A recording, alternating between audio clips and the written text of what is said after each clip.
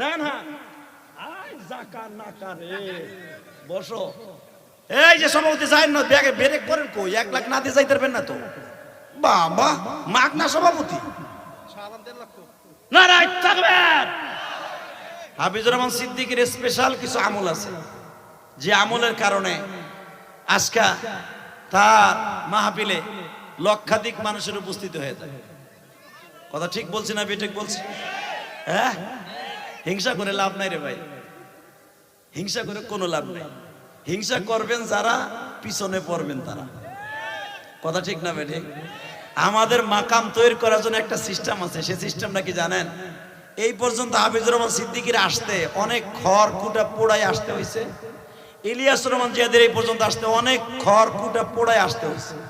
অতএব হিংসা না করে আমরা সবাই একসাথে মিলেমিশে কাজ করি। হিংসা কথার আমি দীর্ঘায়িত করব না। এই যে আবার তার আরেকজন পাশে বসে দেখেন হাফিজুল সাহেব কিন্তু বেশি মোটা, এর একটা বডিগার্ড থাকলে তেমনি আমলে বাইরে জায়গা। হাফিজুর রহমান সিদ্দিকীর পিছনে বড় হওয়ার পিছনে আমি গোপনীয় ভাবে একটা তথ্য নিচ্ছি যেটা আমি আগে জানতাম না, আল্লাহে আমি জানতাম না। আমি জানছি মাত্র 2-3 দিন আগে। যদি কোন কেমনে জানলেন? আমরা কিন্তু এক বক্তা আর এক বক্তা বাংলাদেশে আছে, এক বক্তা আর এক বক্তার পিছনে বাঁশ দেওয়ানো লেগে ঘাড়াইছে, তাও সাইসা দেয় না, ব্যথা কম যদি পাই লেগে আইক কেলাটা দেন। কিন্তু মনে রাখবেন আইক কেলা দেন আর সাইসা দেন, আল্লাহ যদি কাউরে উঠায় পৃথিবীর এমন কেউ নাই তারে ডাবাইতে পারে। কতক্ষণ না কেন?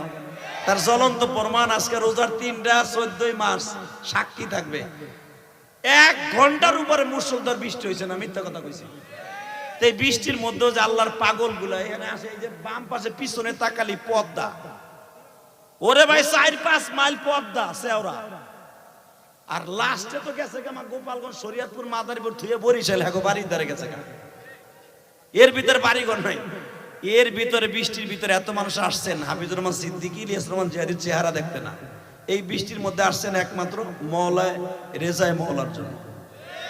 তো বলে শেষ করে দেই, হাফিজুর রহমান সিদ্দিকী এর পিছনে ওঠার কারণে একটাই, হিংসা করে কোনো লাভ নাই। আর আমি তার পামও দেই না। হাফিজুর রহমান সিদ্দিকী আমার জায়গায় আসতে পারবে না, আমিও হাফিজুর রহমান সিদ্দিকীর জায়গায় জীবনে যাইতে পারবো না। কথা কন না কেন? উনি আমল কি জানেন? আল্লাহর এই বান্দা প্রতিদিন তাহাজ্জুদ করে। হ্যাঁ সুবহানাল্লাহ। বাড়িতে যে ইফতারির আগে কই, এখন কইলে তো সমস্যা, এখন কইলেই তো গোল্লাই যাইবা। হালাকে একবার সুবহানাল্লাহ কইবা, এই যে 5 দিন আগেও 70 বার বলার বেশি সওয়াব হয়ে যাইত। সুবহানাল্লাহ আসতে কইবেন না। তো সবার কাছে আমার দাবি থাকবে, দোয়া করবেন আমাদের।